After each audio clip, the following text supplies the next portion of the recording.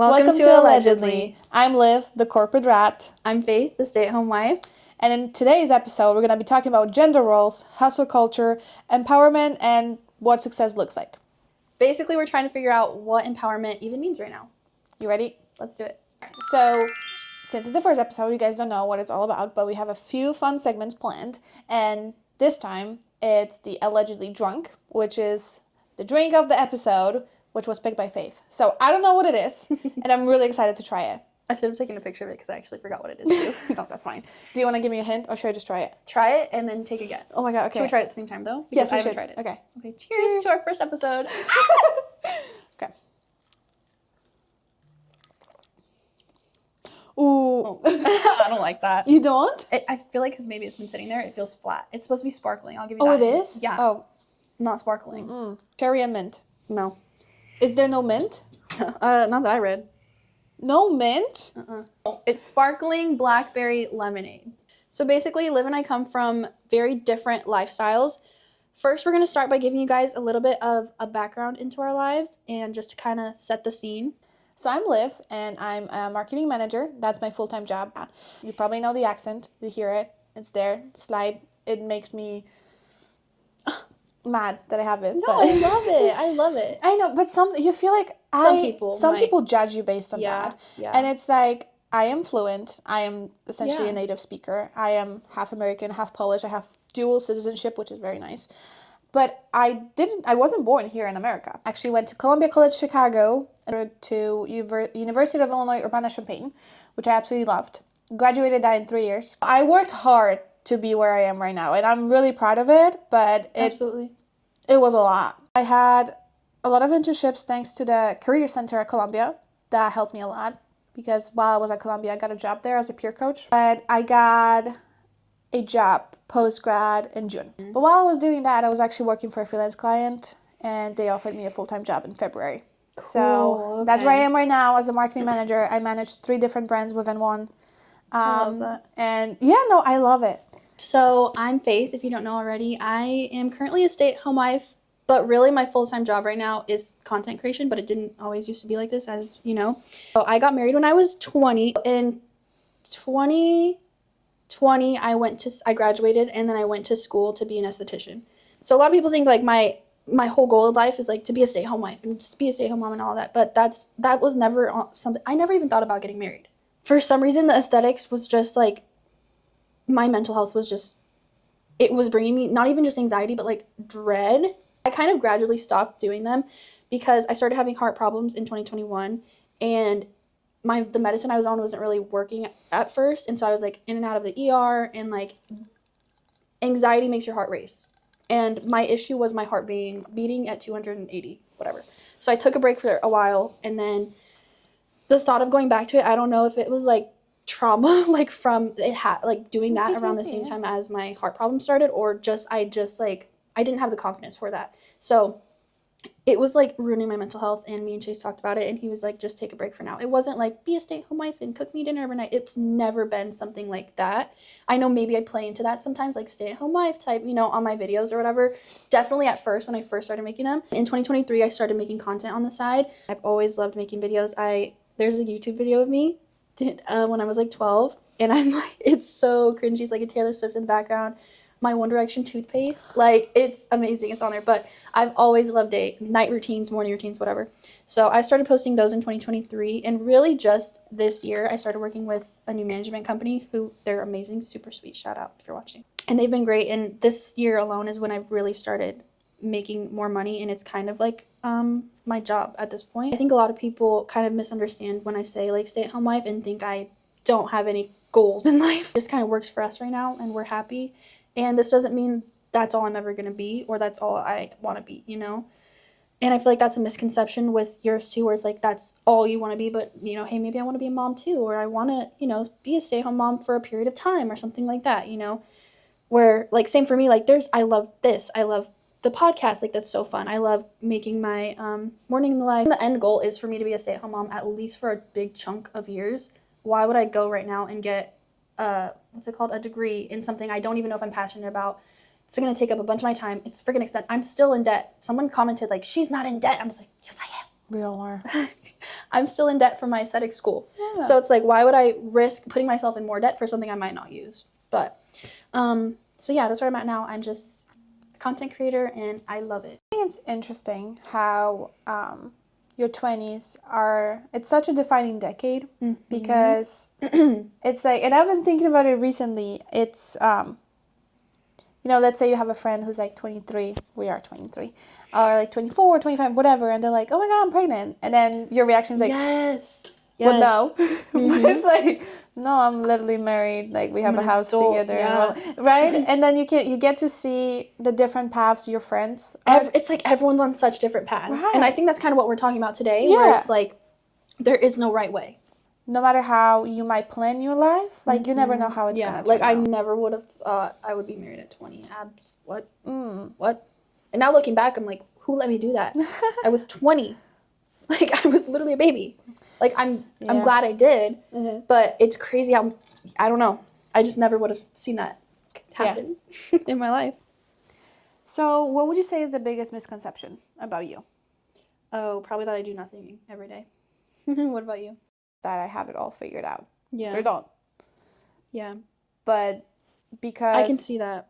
Yeah. I feel like I would have that right. misconception on you. Because it looks good. And yeah, we also go into glamorizing that kind of lifestyle, which goes for you too. Yeah, I was just going to say I don't know. I can see how people would see that about me, just like I can see that people would see that about you. I compare myself to a lot of people. Their lives, their partners, their... everything. And again, it's like, it seems like they have it all figured out. Exactly. But do they? You know what? That reminds me of, like, I got a comment. Like, people will comment things, and it's super sweet. But I think I told you this before. Like, I forget. Someone said, like, you guys would make great parents. And not that we wouldn't. But it's like, right now I know that we wouldn't. Not that we'd be horrible by any means. But, like, I know right now we would not make good parents. And so I understand people see, you know, I show the best. Or I show a very small snippet of our day in the life, and, you know, I think it's so sweet that people say that, but, like, you really don't know that. And that but I like that because it makes me rethink when I'm watching someone else and be like, oh my gosh, their husband's so sweet, their life is so perfect. It makes me think and we already know this, but to actually live it out and see people having that perception of you when you know it's not true. And then, I don't know, it just helps when looking on social media, and it helps you not compare as much, I think, because it's like, your life is not as good as it seems. Not in an insulting way, but it's just like people really are showing the best, and it's unrealistic. It is, and I think especially people can have such strong opinions that they already have this image of you, and it doesn't matter what you're gonna do. It's not gonna change. Yeah, like true. I had a conversation with my friend the other day, and they were like, you know what, like, to be quite honest, I'm very jealous of you. I'm like, what do you mean? And she's like, you have it all. You have a boyfriend. You have a good job. You have a good network. You have good friends. You have a beautiful apartment. You have a That's cat. true. That's you have so true. all those amazing things that I would kill to have. Yes. And I think you're right. I do. And I'm very grateful for it. But I worked my ass off to get to where I am. It's not that you don't have a great life, absolutely, but, like, it's not as good as from the outside. I think sometimes, like, me 2 years ago, I would be crying at the life I'm living right now. And like, reminding myself of that, like, it just, like, brings me back to earth and, like, brings me back to being grateful. It also reminds you that, like, things aren't perfect, but, like, people would kill to be where we are at right now. And for the people watching too, like, looking into other people's lives, and if I do it too still. If I had their life, I'd be happy. No, you wouldn't, because happiness doesn't come from things. It comes from people. But, like, your ultimate happiness, like, that you wake up with every single day, it doesn't come from a partner. It doesn't come from this thing and this expensive thing. It just doesn't. What's the next thing? I think that's a really good way to put it, because I am a perfectionist, and I know you are too. And I am a control freak, and I know you are too. Yes, I am. For me, it's never enough. And it comes from being the youngest. It comes from having to work super hard for everything and being super ambitious and being a perfectionist. It's never enough. I am never rested. I never rest. I never can fully sit down and turn off my brain, which also goes into anxiety. I can never do that. I always think, okay, I achieved this thing that I've worked so hard for. What is next? I think you do too, the pendulum has swung. And I think a lot of people can see this as well. Men are expected to be providers, be stoic, be masculine, all these different things, while women are expected to be beautiful and in your feminine. That's like your soft girl era, while also making money, though. The world right now is just very extremes, you know? And I just think it's really damaging because it's damaging the man, which, like, obviously you're the victim in this situation because they should not be, they should just get their crap together and act like adults, you know? It's showing an insecurity in them, you know? And I think the toxic masculinity is a whole thing that in itself that needs help. And I think if that would be fixed, they would be better to us, you know? Which is not our job. It's not our job to fix it. It is such a performative thing that you not only have to worry about performing well at your job and exceeding expectations and all of that, but you also have to, again, worry about how other people perceive you. And if you really want to, guys, if your plan is to go into corporate America, work a 9 to 5 and climb the ladder and get the titles and get the promotions and get all of that, you need to fight for it within the office politics space. Like you need to make friends with the right people. You need to show the right people the job that you're doing. You need to be available to everybody. You need to under promise and over deliver. Because that's what's gonna get you far. If you want to be successful in corporate America, that's what you gotta do. You gotta play the game. We'll get right back to that, but first we wanted to introduce one of our special segments. This one is titled the 60-second rant, which essentially is we have 60 seconds to rant about anything. No questions, no follow-ups. Can be off topic. Yep. Whatever. 3, 2, 1, go. When you know there's 2 merging lanes on the freaking highway, when you're getting on the highway and there's 2 merging lanes again, and when this asshole from behind me just cuts you off, there's literally a line, the highway is backed up, and there's literally a line, and he just goes around you, and then goes and tries to merge like 10 cars down.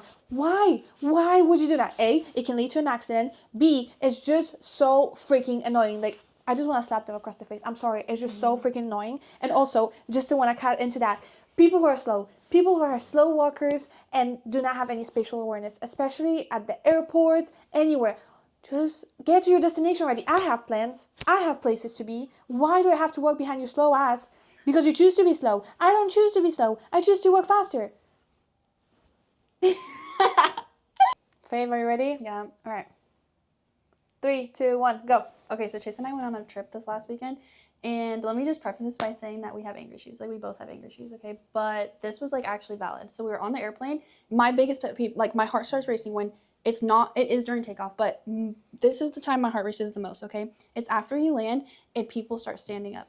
My heart is racing, okay? I'm pissed off, I'm livid, I'm hot, I'm sweating, and nothing makes me more angry in the entire world than when people stand up and they cut in front of you. Okay, this is how you're supposed to get off an airplane, in case you didn't know, okay? It goes front to back, front to back, front to back. You know, like I'm saying, slowly getting back, okay? When someone gets up and stands next to my seat, oh, I'm pissed off. They did that to me a few months ago, like leaving Florida. She just walked in front of me and took my spot, and that pisses me off really bad. And I hope one day to have the guts to say something, but I don't. So, not yet. A lot of women nowadays, especially online, romanticize this idea of dependence. But I think what we forget to mention, and myself included, being a soft girl and in your feminine era and all these different things, this is only possible, at least to the extent that they portray it, if you can afford it. I'm a saver. I live as a spender. I'm a saver. Okay, so when we go shopping, I have to be her wing woman to be like, no, you actually don't need that. Okay, I'm very against. I am a victim of overconsumption, but I'm very against it. And then when she's like, it's so funny because she's like, so yeah, don't spend that. And then she's like looking at this like $5 thing. She's like, should I get it? I'm like, yes. Yes. And get that and get that. She get it in peer 3 colors. pressures me. I do peer pressure her a lot. Yeah. Go ahead. But it's fine. It's a good balance because sometimes I need to be pressured into buying stuff or I won't buy it for myself. And sometimes you need to be like, no, you actually don't need that.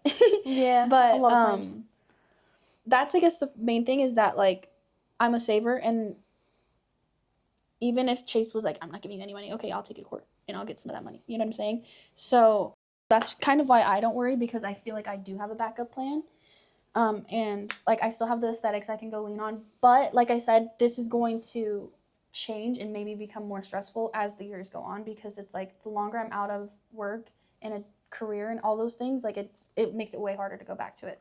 So that's why I do kind of lean on like, oh, I kind of do understand like having a degree or having something on the side that you do or whatever anymore. But like there was a long time where I did just depend on Chase.